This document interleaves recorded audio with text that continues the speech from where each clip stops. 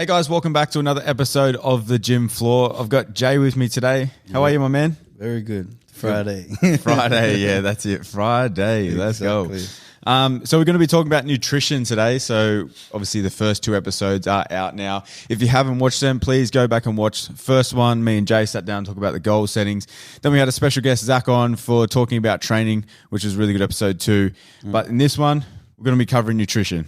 Now we're just going to be doing sort of the basics, gives you guys an idea on like what calories are as well, and sort of where you can get those calories from and what we're talking about with protein, fat, and carbs.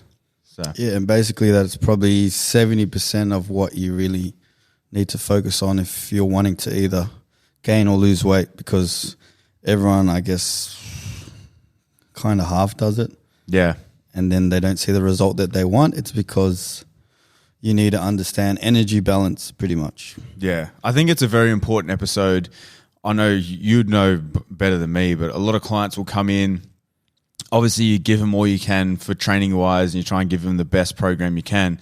But at the end of the day, if they're not doing the things outside, like nutrition is massive, if they're not eating the right foods, they're not going to be getting the potential gains that they should be, whether it be fat loss, whether it be muscle gain.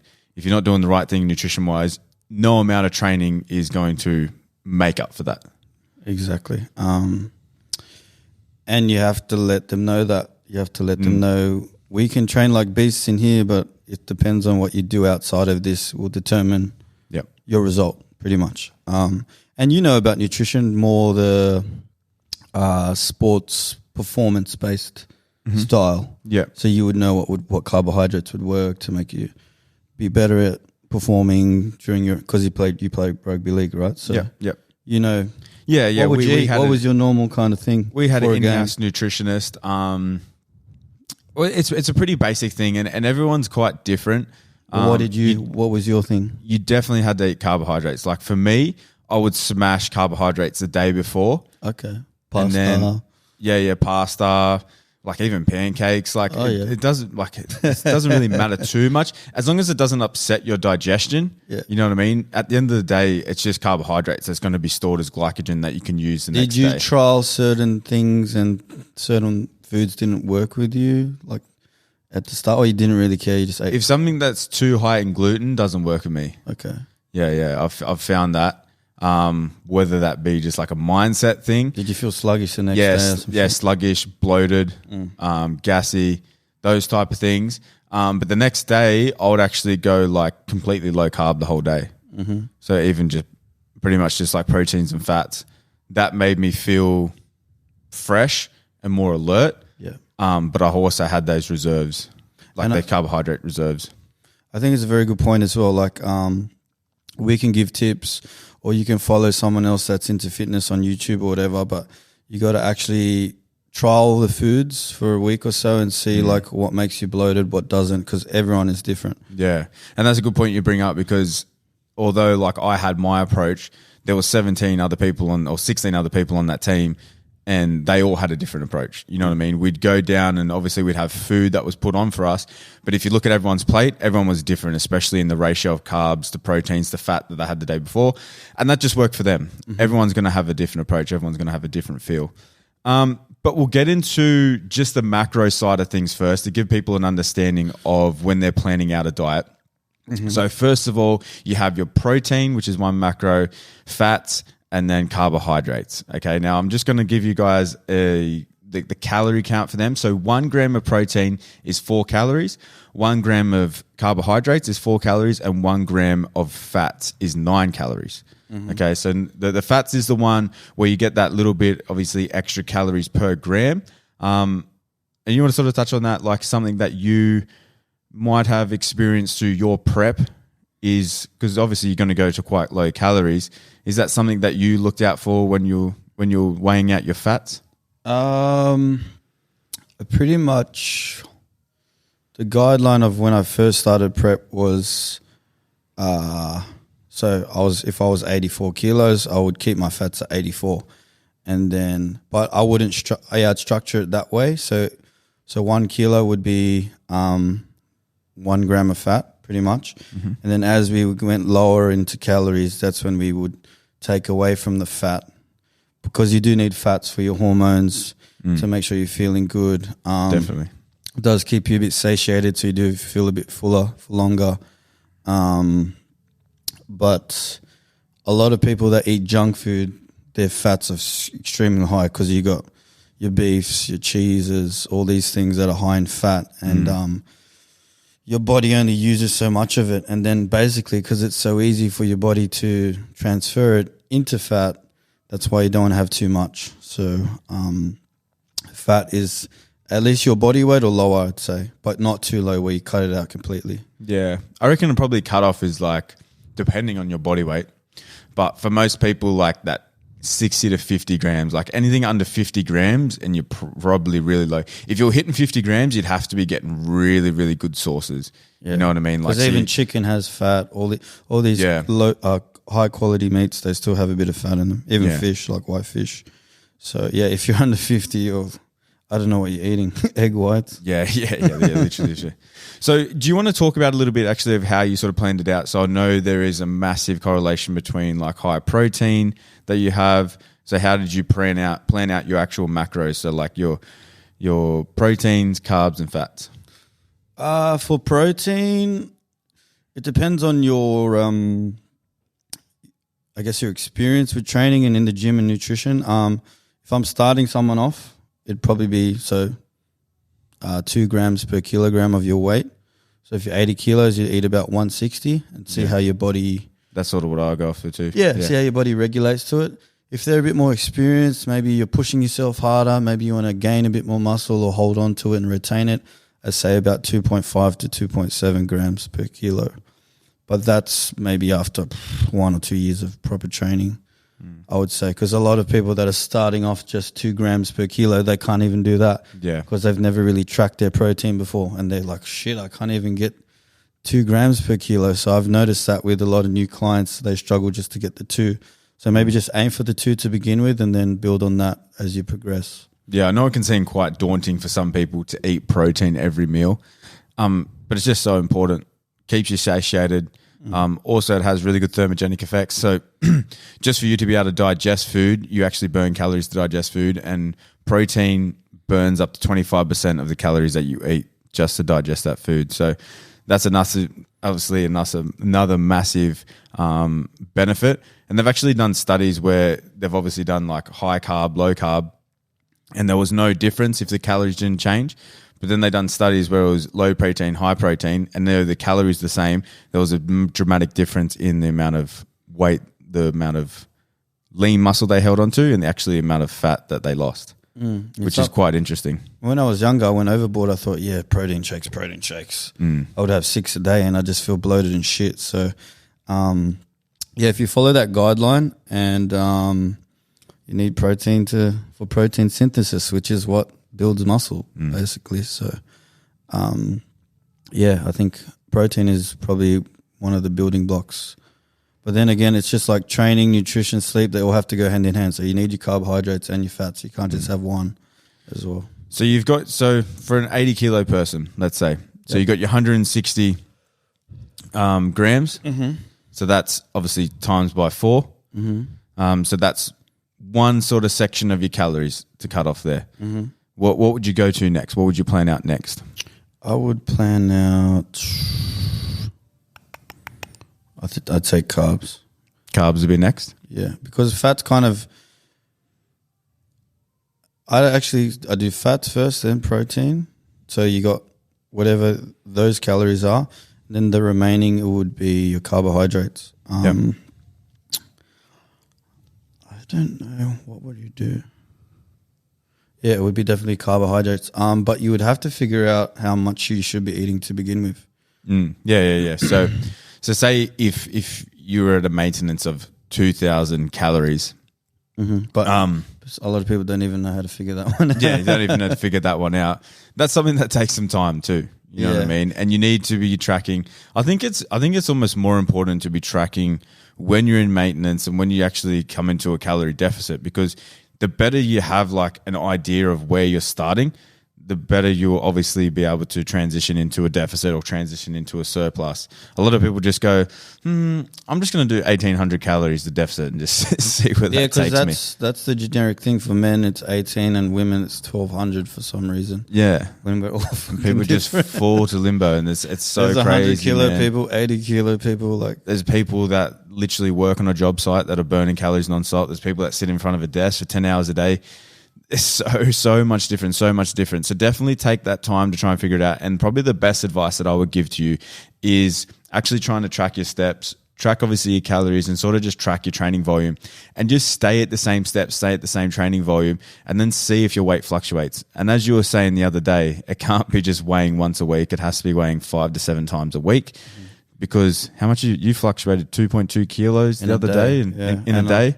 I didn't really change much. Didn't change much, but that's just what the body does, guys. So you can't be just like, imagine if you took the measurement from the day before, which were 2 kilos heavy, and you're like, oh, this isn't working. But then the next day you're 2 kilos down. It's like, it's such a yin and yang sort of thing where it's a yo-yo sort of effect. So I would suggest tracking your steps, tracking your training volume, tracking your calories, tracking your weight.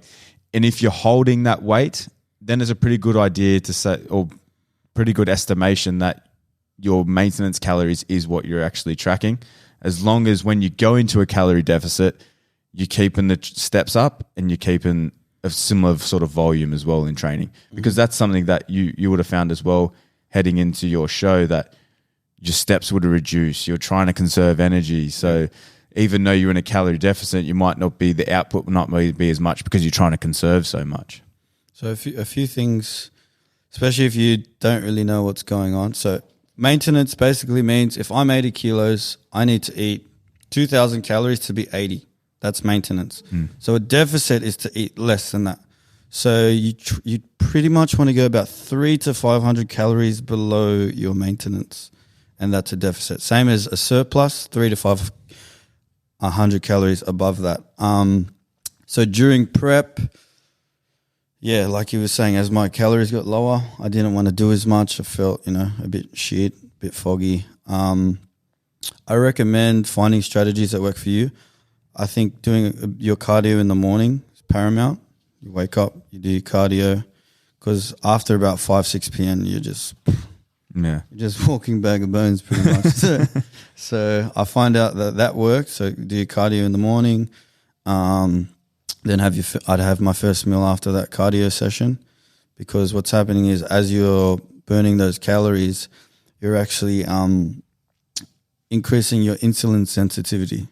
So when you're in like a fasting state, that's when your insulin sensitivity is a lot more. Now, insulin is basically a transporting hormone that transports your nutrients to your muscle and your body. So if it's more sensitive, as you get that first meal, especially if it's very high in nutrients and proteins and stuff, it goes directly to those muscles that need the nutrients, and then it transfers the rest to whatever you don't use. So I find that first meal is also very important. They say breakfast is the most important meal of the day. I do believe that. But some people do intermittent fasting, but you got to make sure that first meal is pretty, it's got a bit of everything, proteins, carbohydrates, and fats. Yeah, I think it really sets you up for the day. Yeah, you don't want to have a fucking cheeseburger or something at the start. So, and even like some of the like high sugary cereals and stuff as well. Oh, yeah. I've seen some people do like flexible dieting seems to be a lot of the rage at the moment. And yes, if you are hitting the calories or hitting the calorie deficit, you will lose weight. But that's not the hard bit. The hard bit is tackling the hunger and the cravings. And staying consistent. Yeah, and staying consistent. So if you're having, like freaking Cocoa Pops with a scoop of protein in for your first meal of the day, although you might be hitting your macros, but how long are you going to stay full on that? Exactly. You know what I mean? You're going to have that sugar crash. You're going to be feeling lethargic. You're going to be craving more sugar because you've just had the sugar, as you spoke about, insulin. That's going to drive your blood sugar levels down. Then that's going to make you crave more sweet things. So it's like even though the calories is important, you also have to look at what is going to be a good best bang for buck for you, especially if you're going into a low calories. I know for you would have had to do a lot of like low calorie dense foods. So like getting in some like high protein Yeah, so egg whites are a lifesaver. Egg whites is good because obviously you got low fat in that, so it's just all going to be pure protein. Trying to think what else. Some chicken breast, some white fish. Like oatmeal is good. Yeah, keeps you full for longer. And drinking a lot of water, actually. Drinking a lot of water as well. Even like veggies. I know people don't like veggies, but it's going to keep you full. You know what I mean? You got to think of like the volume that's actually in your stomach. So if you're eating a whole heap of veggies, I know some people obviously don't like them, but not only do they have a lot of nutrients and vitamins that are amazing for you, but you also got to think of how full your stomach's going to be. If you're eating a whole heap of vegetables, which pretty much equates to nearly next to no calories, and your stomach's full, you're winning. You know what I mean? You're winning. And you kind of trick your mind into thinking, oh, it's a lot of food. Yeah. But in the calorie context, it's not that much. Exactly. So that's what I would do in the morning. I'd have like egg whites, put mushrooms, tomatoes, kind of made an omelette thing, and I was full for 2-3 hours, you know. And that's another thing. I say breaking down your meals into about every 3 hours or so, because the more you're feeding your body, the less you're going to have a big gap of 5 to 6 hours, and the first meal you're going to crave something like when you start to get hungry and ravish, and whatever's there you'll have. That's when the cravings start to take over and the hunger starts to take over the actual conscious thought. Whereas Uber Eats straight away. Yeah, exactly. So I'd recommend that. So 3 hours, eating every 3 hours, water intake. If you get hungry, just keep drinking water. Caffeine helped a lot. Caffeine, okay. Yeah, so some coffee or green tea. What else helped? Get rid of all the junk food in your house. Yeah. If you have a sweet tooth, I recommend it because your willpower is only so strong. Yeah. I'm pretty, disciplined in that, but there were days where like I was just craving shit, and if I had like some peanut butter or something, I'd go overboard, and so it's just that logical thinking, isn't it? It's like if it's sitting in your cupboard and you get that craving, you're going to be more likely to eat it than if you have to go down to the shops, or even if you have to go on Uber Eats to an extent. You know what I mean? If it's just sitting there looking at you, it's probably going to be more chance of you eating that than not eating it. Exactly, you know what I mean? Right. So you got to make your life easier in a sense. And just telling people around you, like I always mention that, letting people know what you're actually trying to achieve. And if they actually respect you and love you as a person, won't push going out eating here and there so much. They'll actually understand that, okay, they got a goal, I'll leave them alone. Yeah. Because it's hard, social events and stuff like that. But like we were saying in the first episode, you got to realize, okay, what am I willing to sacrifice? Yep. What am I not? What do I still like to enjoy?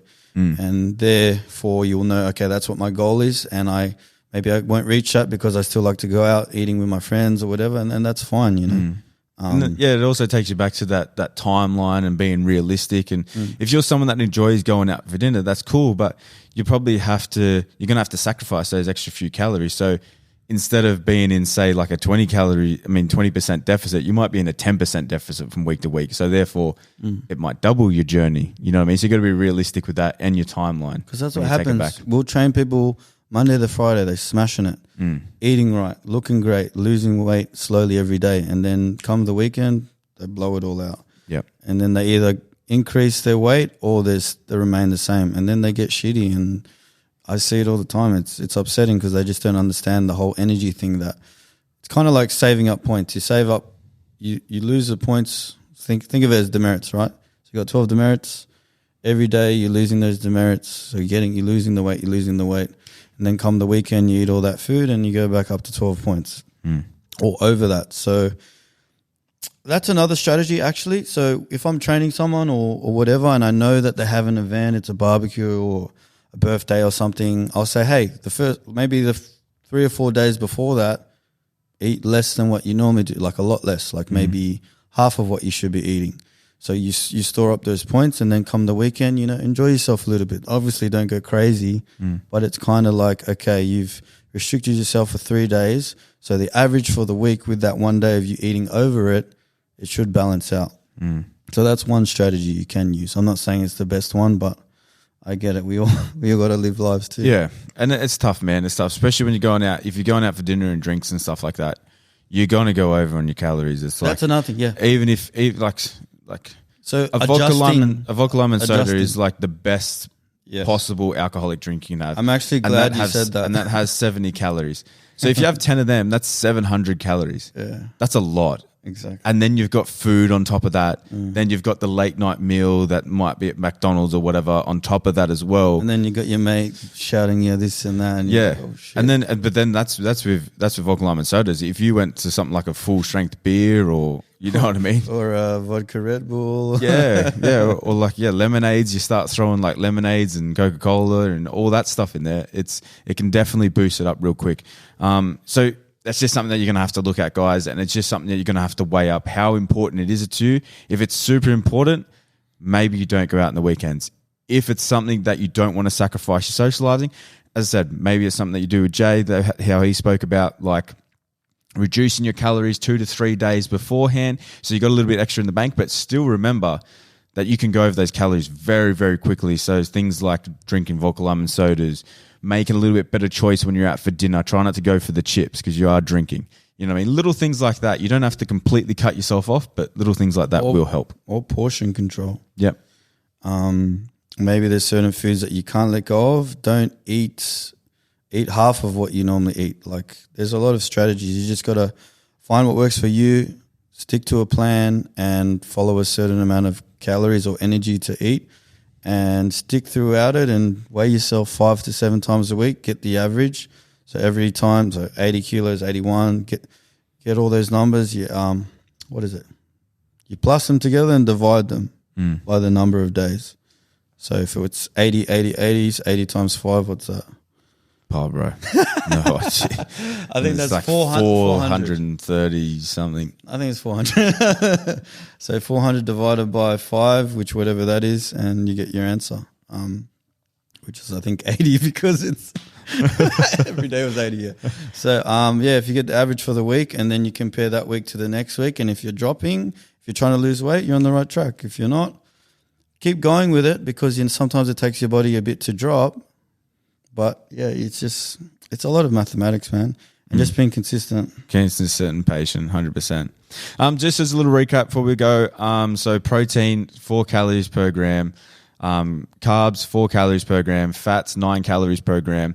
So obviously if you're going into a deficit, you want those low calorie dense foods, things like vegetables, things like, chicken breast, that high quality protein, egg whites, white fish, but don't think of fats as the enemy.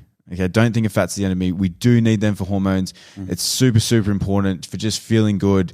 Not everything is about trying to be lean, guys. You do have to think about your health as well. And fats are super, super important for your health. So make sure you're still getting them in. They are not the enemy. And carbs aren't the enemy either. Carbs are definitely not the enemy. Because if you sort of think about it, if you have rice cakes, you know what I mean? Like, you can fill up on rice cakes and you barely touch the sides when you talk about calories. Like, how many? I think it's like, I had it written down here actually. I think 2 rice cakes is like 20 grams of carbs, 13 grams of carbs. 29 grams of carbs for 2 rice cakes. Yeah.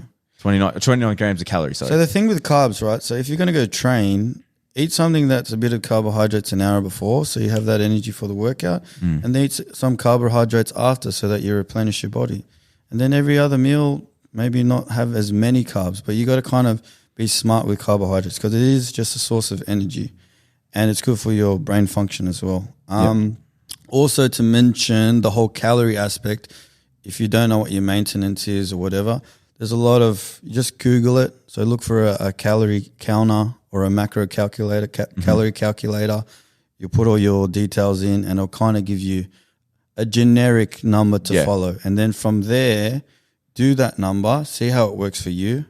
Do the 2 grams per kilo for protein and all that. A lot of calculators today, they'll have all that. So just follow that plan. And then if you're going up or down, depending on your goal, if it's going in the right direction, stick to that. If it's not, go a bit less or go a bit more. And that's it. Yep. Just track as many things as you can. Yeah. If you want the best results, track as many things as you can. As we spoke about before, training volume, how many steps you're getting in a day, all of those things all equate to the overall result that you're going to get. And don't eat fucking junk food. Yeah, you just got to beware of those Maccas, man. Delete Uber Eats. That's it. So I hope you've enjoyed, guys. Anything else from you, Jay? Anything else you want? I think it's pretty straightforward, man. You've got all the information in your hand anyway with your phone. So exactly, yeah. If anything you're curious about anything, guys, just Google or reach out to us. We're more than happy to walk anything through with you guys. But thank you again for joining in.